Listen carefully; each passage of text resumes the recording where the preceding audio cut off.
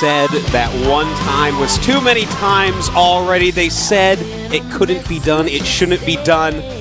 But I'm back with Kaldor and Code. I'm Artosis, he is Kaldor, and I am so excited. So am I. Today will be great, not only because I finally get the chance to cast with you again, but we have awesome matches coming up, a lot of great players. And this should be really, really entertaining today. This looks like a Code S day, to be honest. This is like pretty sick. Marine King, Bomber, July, Gumiho. I mean, this is really intense. Originally, they were going to have a bunch of Scrubs play, and I was like, listen, I'm Artosis. I'm not casting Scrubs. Give me Code S guys. And they're like, all right, we'll change the day up. We'll make it good. So who were the original players? I don't even know their names, man. I don't even know their names. Whatever. It doesn't matter who they were. The first game today is going to be Gumiho against July, and our first map is Cloud Kingdom. What match are you most excited about today? Because that's mine. I'm actually so stoked about Gumiho July. I actually look forward to Marine King against Yu-Gi-Oh! I'm a little bit of a Yu-Gi-Oh! Fan, and he has such a tough match today. I don't think that he will be able to defeat Marine King, but I'm sure that he thought a lot about the match and might have a trick or two up his sleeves. I'm actually excited about that one as well. The only one that I'm not super looking forward to is the Sniper Bomber one. I feel like Bomber's playing too well for that to be close, but the other three I think could be pretty entertaining. Sniper's pretty good, but Bomber, he's just completely... Did he not look beautiful against Zinio? Seriously. Yeah. He's just playing so good right now. But, well, we have a quick look at the matches, guys, so let's see what exactly is going on today. The match results first, apparently. Uh-oh, spoilers, Kaldor. I didn't get to watch them last night. I'm going to watch them tomorrow morning, and oh, no, MC lost to Ganji. Look at Happy the first against one. Finn. I want to watch that one. All right, Keen taking out MMA. He took out an ST and MMA. Who is this kid? I said it. I was talking to Wolf just in the last few casts. I told him about a couple of matches that Keen played against Pold Alive, and he didn't lose a map. And against MMA, he kind of dropped the ball in the first map, but the next two he was so good. Wow. His multitasking I can't wait to get home and watch that, man. But look at this. All the Code S guys died. These up and downers, man, they're down in the uppers and up in themselves. I was really surprised to see Creator advance with the 2-0. I actually, my money was on Maru. I thought he would take it. I thought that Creator might just get a map, but I thought that Maru had a little bit of an edge here because he played so well lately. I think I'm older than both those players put together. Right? They're like 14 and 14. Are you older than I am? No. How old are they? I thought they were like 14 and 15 or something. I'm 29 now. Anyways, enough math my day. You just ruined my evening. I didn't even think about that. That never crossed my mind. They are so young. But here's today's matches. I guess we're gonna throw those off the screen. We're too busy trying to figure out math problems. Gumiho against July. Both came down from Code S. I am like really, really excited about this one, man. I'm not joking. Gumiho is one of my favorite Terrans. July Zerg, I love him from the old days of Brood War, and he played really well recently. Yeah, he's a great guy. He's a really great guy. He had a lot of really amazing matches in the past. The one game that kind of sticks with me, though, is the first match in the GSL. We talked about it already a little bit. And he did not look too good against Maru, but you're perfectly right. He's definitely, especially on Cloud Kingdom, I feel that he can take this map, and he knows how to play it. A lot of times we've seen him with lair tech on 2 or 3 bases. He's trying to overwhelm his opponent, and today we might just see the tech to lair and see his late game composition. Well, we will see indeed. Gumiho always has really cool builds up his sleeves as well, but July Zerg, all I can think back is that Code S group Marine King where he had him in game 3. He almost made it through, but then of course lost. So, I don't know. We'll see, man. The game is loading. Cloud Kingdom, as you said, the first map. Here we go.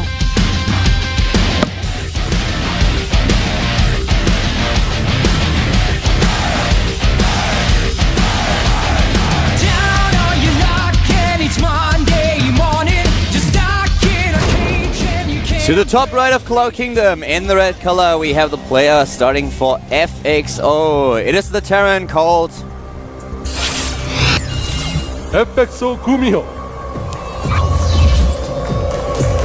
Earlier today I looked up his statistics against Zerg, and if you just watch his overall stats, he doesn't look too bad. It's actually his second best matchup, but if you just look at the recent games, he kinda had a tough time against Zerg recently. He lost to Boom Boom, lost to Curious, did actually not even win a map to Kuhara in the GSL, and KSL, sorry, and also to TLO. And now he's up against a very seasoned Zerg player, an experienced player, starting to the bottom left in the blue color. This is StarTales. StarTale July.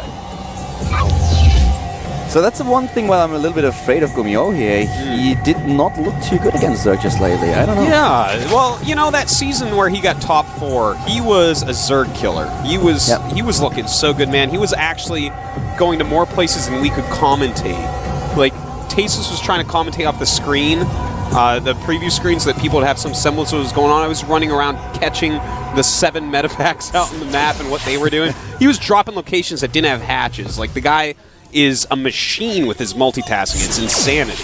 And he will need it on this map, because this is one of the maps where a lot of Zerg players try to play very, very passive in the mid-game, just establish a lot of spine crawlers and spore crawlers, so that these drops can't happen. Because especially between the main base and the third, you have the high ground and low ground area where you can really annoy a Zerg player so much.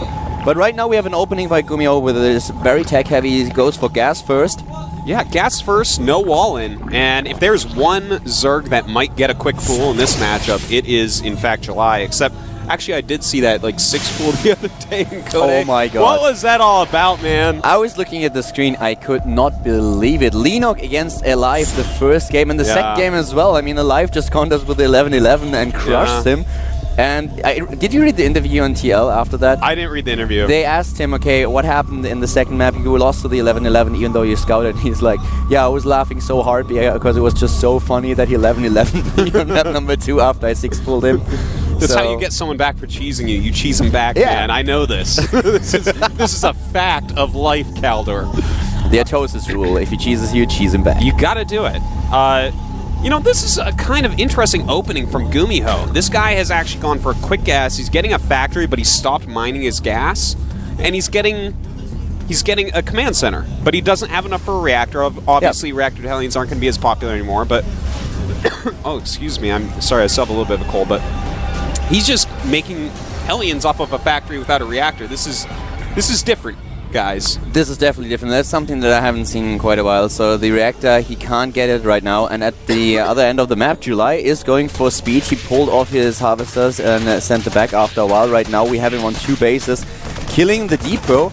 And July so far looking pretty good, just relying on 2 queens thus far, the third one. And we will see, we talked about it a little bit earlier, we actually discussed this, the new queen, that's still big issue. Yesterday we didn't have a Zerg player, so now we have a ZVT, and we will once again see how much the additional range for the queen can actually do in this matchup for July here. Yeah, you know, I think Hellion's not going to be nearly as good as an opening now, obviously, with that queen being able to push them back so much easier. Which might exactly be the reason why he does not rely on the reactor. And maybe that's why he just has, like, he's made a couple Hellions here. In fact, he hasn't decided to make a third at all. He's just going to go for a third command center and just run around the map with 2 Hellions. He's like, well, I'm not going to invest heavily in these. They can't really do that much. But if you have a couple Hellions on the map, that's still going to give you a little bit of map control. You might be able to just snipe one of the spine crawlers, might be able to push the creep a bit back. And oh, we have a Lynx just trying to run in here, and he doesn't have a wall at all, so the Lynx see everything. He knows that there's no reactor, he knows there's only 1 gas at this point. Yeah, knowing that there's no reactor, no tech labs on any barracks, and another command center being made, July Zerg can do whatever he wants. He can make another hatchery, he can tech up real quick. He is, in fact, going for a lair, and he only has 2 geysers, so I do expect to see him throw down another hatchery very quickly here, because, well, what else would you be doing going for this quick of a lair? He's getting a lot of Zerglings right now. I think he wants to be a bit aggressive here, as he realizes that his opponent will have a hard time to get enough units on the map. Gumiho's being really smart, though. He's making a bunker in a really good location. I don't really see Speedlings alone doing that much. He's going to have to get, you know, Baneling Nest or something like that.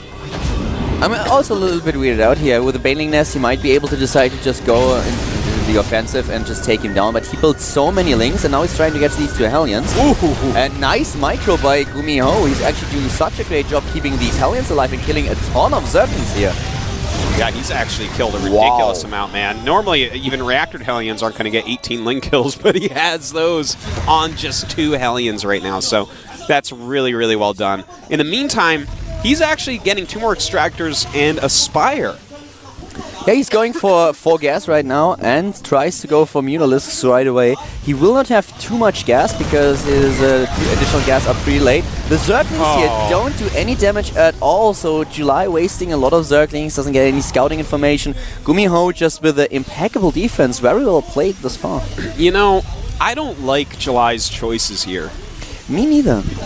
It's just like, at this point, he has... He sacrificed a lot of lava, he sacrificed a lot of Zerglings, he cut back the the drone production. His opponent has a lot of SCVs, and he really relies on these Mutalisks at this time. That's exactly it. He's putting everything into just a 2-base Mutalisk when he's scouted. If you actually are lucky enough to get the Lings in and see that, in fact, your opponent has no gas, what's he going to do? Attack with Hellions and Marines without upgrades? You're going to be fine. You can easily take a super quick third to try to counter that third command center. But in this case, Jalizerg has done nothing. He's way down in supply, and if the Mutalisks don't do anything, and they shouldn't, I mean, that's going to be rough. I've seen ST play on this map against Zerg, and I have to say that ST is actually doing such a great job with this Mutalisks, but usually it's not a map where you want to play air, because as a Zerg player, you need the stat space behind your opponent's base to just wait with the Mutalisks until you see an opening or fly from base to base. You don't have that on this map. Cloud Kingdom does not have that. That's why we see a lot of Zergs actually going Fester on this map. And, you know, I'm fine with him going Mutas if he wants. He's Jalizerg, that's fine. He's almost the inventor of Mutalisk Micro, but... You can't do it. Just look at ST. He does such a great job with his Mutalisk. I was so impressed when he played at Iron Squid and how he used Mutalisk against his opponents. But still, it's a little bit tricky. That's right. Sorry, by the way, guys, for all my coughing. If you're hearing that in the headset, I'm not so sure. I'm still a little bit sick. But anyways, the Muta's coming in here into the main base, and, well, he's doing a little bit of damage. Oh, he's not pulling them back. A little bit too late. He's losing too many of them. With a bit of better unit control, he could have done a better job here. But still, how many did he lose? Six in total? Yeah. He's still fine here. He has the third, but now he needs to start to build missile turrets, and that's exactly what he does. He's still ahead in Harvesters. Yeah, 50 to 46 Harvesters right now. So, I mean, that's not a good place to be in as Jalizerg. He's low on economy. He does have a good creep spread, though. And that's the one thing that I was a little bit curious about. What do you think? The creep spread probably... We've seen that in the last few matches. Since the patch, the creep spread for Zergs has kind of gotten out of control. Do you think that it's a bit too much and that Blizzard has to do something about it? No. I think anyone crying about that right now really is just a whiner. This is something we need to watch it play out a bit more. You know, I like having the more creep. It's making the games more interesting, or I think it will. We'll see, though.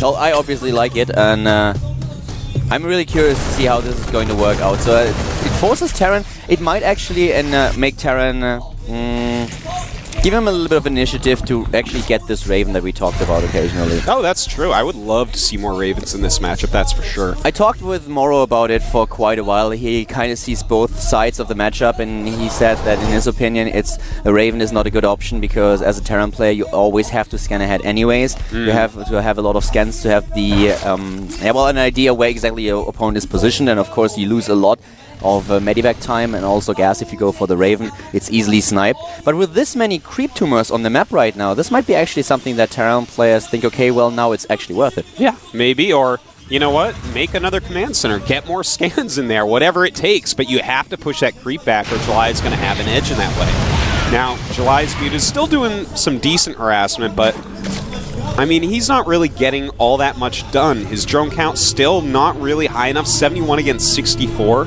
That's too even with Terran. We have now the Terran player just pushing out Gumiho, trying to kill additional creep tumors, and now finally Banelings and Baneling speed on their way. But the siege tank's already in position with 3 bases against 3. This is a pretty good position for Gumiho to be in. 20 supply ahead of his opponent, and I'm a little scared for July here. +2 attack coming up for the Marines, and Gumiho does just an amazing job of killing creep tumors and controlling the map at this point. That's right, he's getting in a nice position right now as well. There's a lot of Banelings and only 2 siege tanks, so he's got to be a little bit careful about that, especially if July does a flank here, which he could end up doing, but Gumiho very smartly backing up. Yeah, he scans ahead, he sees all these Banelings, he doesn't want to fight on creep, and he immediately backs off. I really like his decision here. +2 attack is now started, or it's actually halfway done for the air units of July. And Gumiho is just getting farther and farther ahead. So far, July could not apply pressure. Yeah, I mean, this all goes back to him scouting what was going on and doing something that just kind of what was going on counters. it was like it was a medium speed Mutalisk rush, and it just hasn't done anything. So the economy of Gumiho really kicking in. And once again, July is just sticking with his lair tech. He's not going for an infestation pit, and this is really scary because the marine count is kind of insane at this point. 104 marines, and without fungals. This is just horrible. Yeah, it's a kind of low siege tank count, but as long as he spreads his marines well, he's going to do fine. Now, Gumiho is maxed out way before July, and July just continues to go mass Muta. Those Mutas against this many marines are not going to be all that effective. Oh, yeah. He really has to rely on his Banelings at this point. He has 38 Banelings, and if the Banelings don't connect, then he will have a big problem. This is exactly the reason why Gumiho is so desperate of trying to force the creep back. He can't afford to fight against July on creep with all these Banelings around. Well, here we go. He's going up into that third base. It looks like July wants a base trade scenario to go on here. Pretty good defense at that third base of Gumiho, but should not really be able to hold on to this. Yeah, the third base. Oh, there come the Marines trying to get in here, and oh my god, the Zerglings are nearly all done. The third base of July, it dies, and Gumiho is able to defend his third. Now, he's about to have 60 Banelings, and he has to make these things count. If they don't count on 2 bases against 3, the game is just going to be over. July still down by 20 supply. Man, he's been completely outplayed this game. Yeah, he has a third base at the bottom right, at least he will have in a few seconds. He's even going for the armor upgrades now for his Mutalisk, which I really very much like. But without those Banelings, he just doesn't stand a chance against all this firepower. Mutalisk are not a unit that you want to attack, or that you want to use in order to take down Marines. And he's just trying to fly by, but look at all these missile turrets. Gumiho is really preparing for this. Yeah, he realizes that at this point, all he has to do is defend well. And July coming in now, he does have that +2 attack.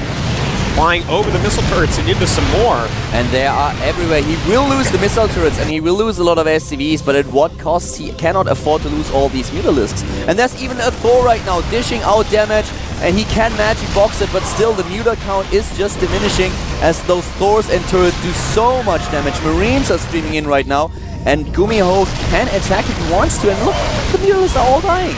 Yeah, the Muta's gone. Oh. Here comes the engagement of the Banelings trying to get in here. The T-Tech's not sieged up. He needs some of the Marines split. He's splitting the Marines. The Banelings, most of them already dead, and they just evaporate. Every single one of them. Well, if that isn't GG, I don't know what is. Wow. July desperate after he loses Mutalisk to go in there, and the Towel Terran takes game number 1. Well, he just wiped up July like he was sweat on his hands that game, Calder. That was just so unbelievably one-sided. I really have to question why July Zerg chose to scout with those Zerglings if he wasn't going to use that information. And the other thing is, why did he never transition into the infestation pit? He must have seen how many Marines his opponents use. And even if he does not really want to go for Hive Tech, he can still stay on lair, but with the Fungal, those Banelings become so much more effective as well. So if you suddenly have Banelings and Fungal against 104 Marines. Yeah, well, I mean, when you have that many Marines and not so many siege tanks, then Fungal growths become exponentially more powerful. July Zerg did nothing with the information he had that game. I was really a little bit weirded out. Well, the next map is going to be Atlantis Space Bear. And this is not really a map that you want to play against a Zerg player if you're a Terran. No, not really, but the way they both just played that game, I would say Gumiho should be able to take the series 2-0. I mean, I'm so unimpressed with the way July just played that. July definitely has to step up his game. He has to bring his A game right now, but the map is in his favor. And he needs to position his Overlords well so that he can intercept drops, but just because how large the map is, how big it is, you can actually just try to get so many bases, try to contain the Zerg player, the Terran player a little bit. Prepare some run-bys, so we will see if he's actually able to tie the series or if Gumiho is taking it 2-0. Ladies and gentlemen, match number 1, set 2 is going to start in a few seconds. Gumiho against July with Atosis and Calder.